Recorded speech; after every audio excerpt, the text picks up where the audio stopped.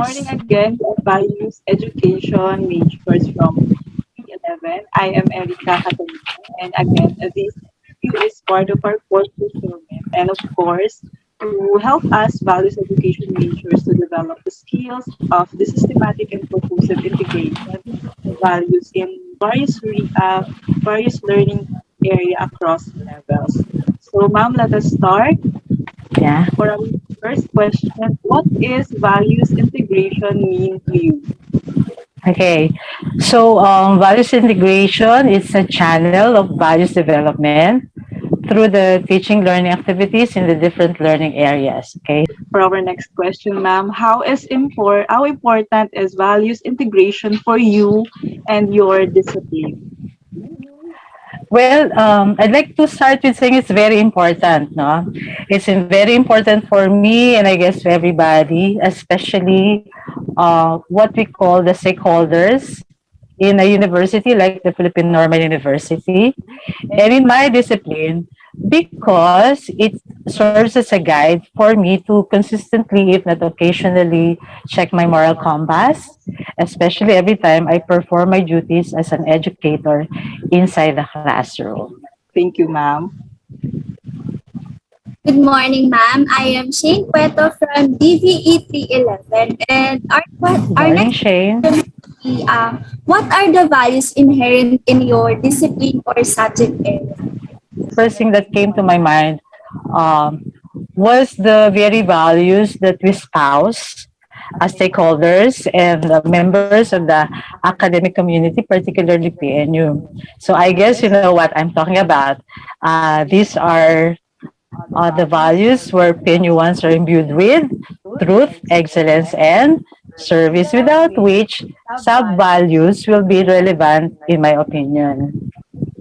Yes, ma'am. With all the values that you have mentioned po, what are the values that you frequently integrate in your lesson and what guides you po in your decision? Ayan. So, as I mentioned a while ago, the values I usually integrate when I perform my duties as an educator inside the classroom are anchored on our very own values as PNUans. I mentioned them a while ago, di ba? Truth, excellence, and service.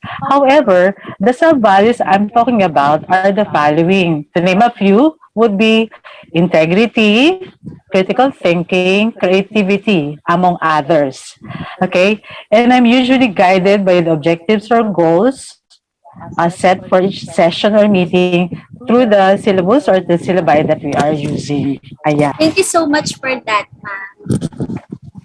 Okay, good morning, ma'am. I am Leigh Padolina, also from Yes, DBE May. 311. Lay, Lay. Good morning po. And for my Good morning, question, how do Lay. you usually integrate values in your lesson plan, and how often do you integrate values in your lessons? I think values can be integrated in any part of the lesson. No? When I say any part of the lesson, as the needs arise. For example, you're talking about a particular situation and you thought you can integrate a certain value along that line, then there's no need for us to wait for the last part or the middle part of the lesson where we should integrate that particular value or value. So the emergence will tell us. But if you'd ask me generally, if we are going to look at the part of the lesson plan, usually naman talaga it's on the last part when we try to reflect upon the lesson that was discussed, particularly in literature. Okay, di ba madalas doon kasi, di ba sa literature, and if we talk about a piece of literature, for example, there are usually questions on themes, for example, and the lesson that we learn out of it. So, values will surely be integrated toward that part of the lesson. Thank you, ma'am. So given that you already mentioned about reflection for values Mm-hmm. integration, what specific strategies or activities do you use or recommend Yan, for yeah. effectively integrating values into English Yes. subject? So to be consistent with my answer in number five, I would also say that one of the best strategies, if not the best strategy for me, would be asking them to reflect upon it, and usually that's given as an activity or an assignment. Working or writing on a reflection paper, that would be one first on my list. Another could be what we call occasional paper, right? Okay, there could also be values integration in that. Or in most cases, I love to give this to my students yung exit slip back. For example, yung 3, 2, 1. Okay, three things that you learned, for example, two things that you have discovered, and maybe at the end asking them the value that you got out of that particular discussion or that particular story. Thank you very much po, ma'am. Good morning, ma'am. I'm Kathleen Good Piamonte morning, Kat. from Yes, VVE Miss 311 Piamonte. also. In line with your answer, ma'am, with Leigh, what are the most common Uh-huh. challenges you face when integrating values in both Mhm. face-to-face and online learning, and Yeah. how do you deal with them?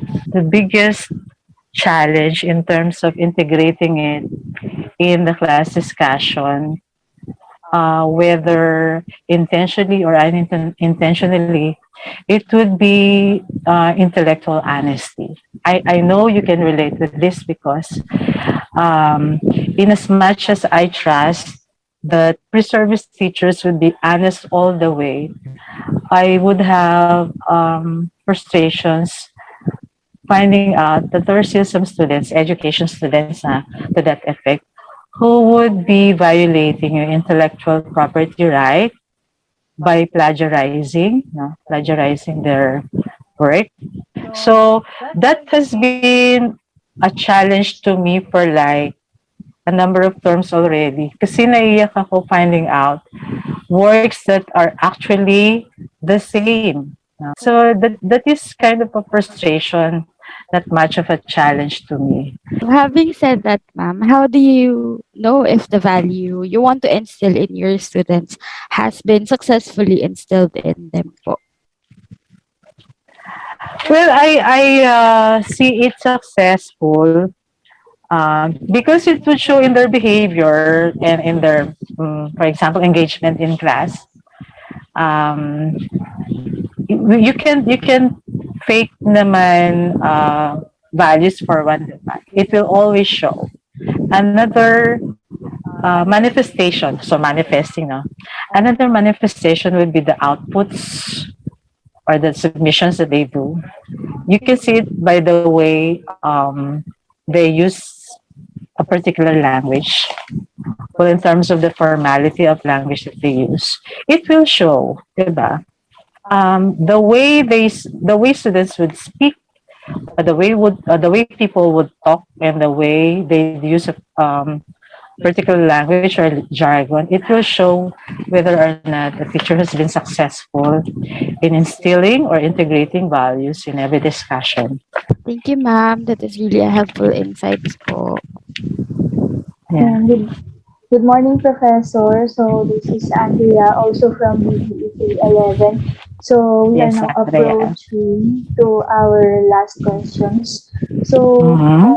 have you ever attended a seminar or received a formal training on integrating values in your field?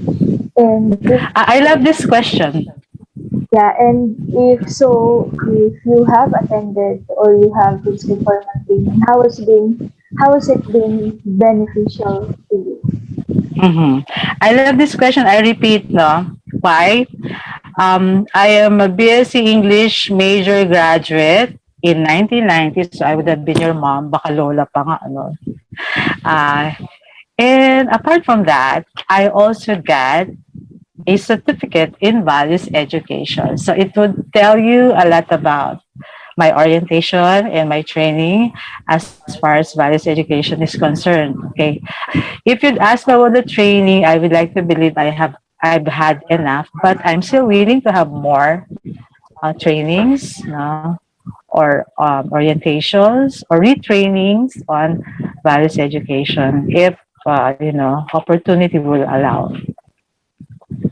So, marami ako natutunan yan. You see us all smiling because it's good to know that you have enough Yes.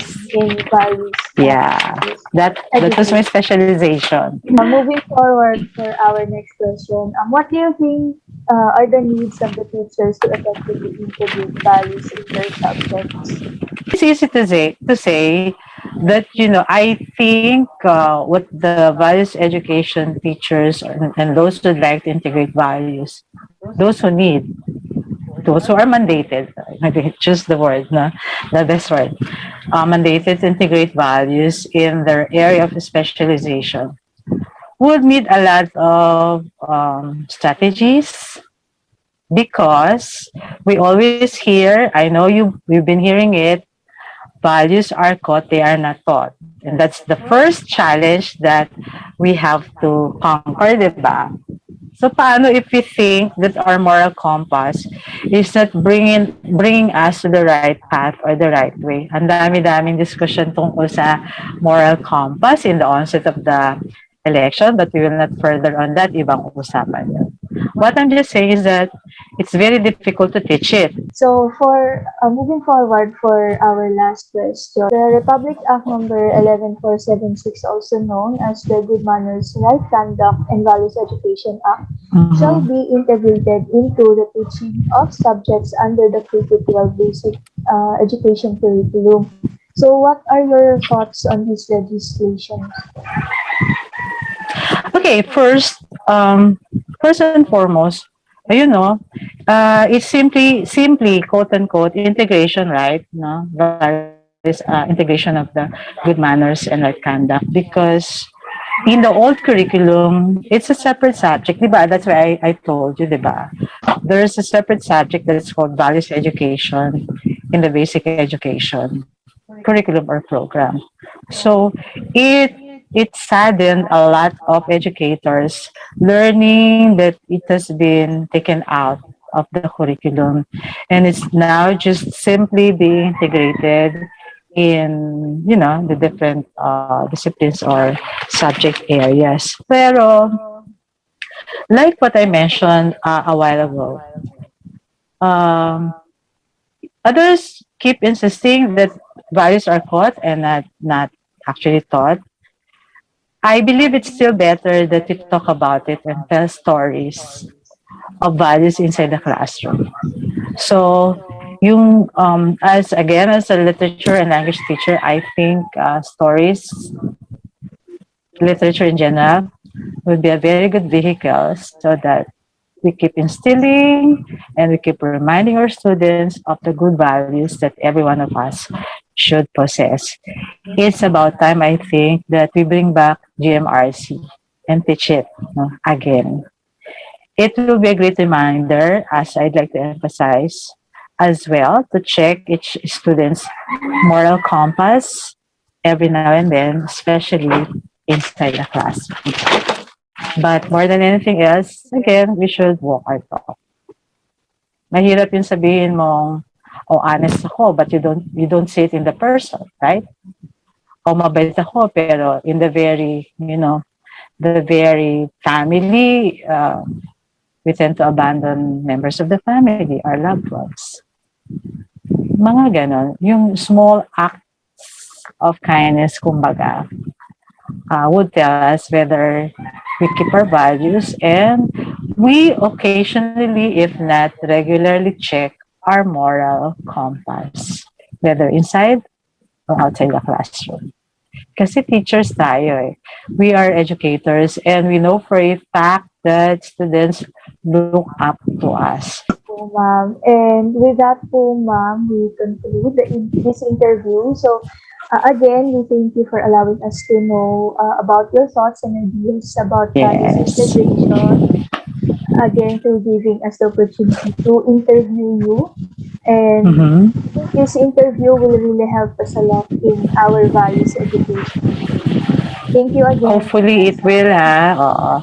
And I also would like to thank you for the opportunity to be, what do you call that? To be of service. Hopefully, really, some thoughts that I shared with you this morning will help you with your undertakings. Ha? as values and pre-service teachers.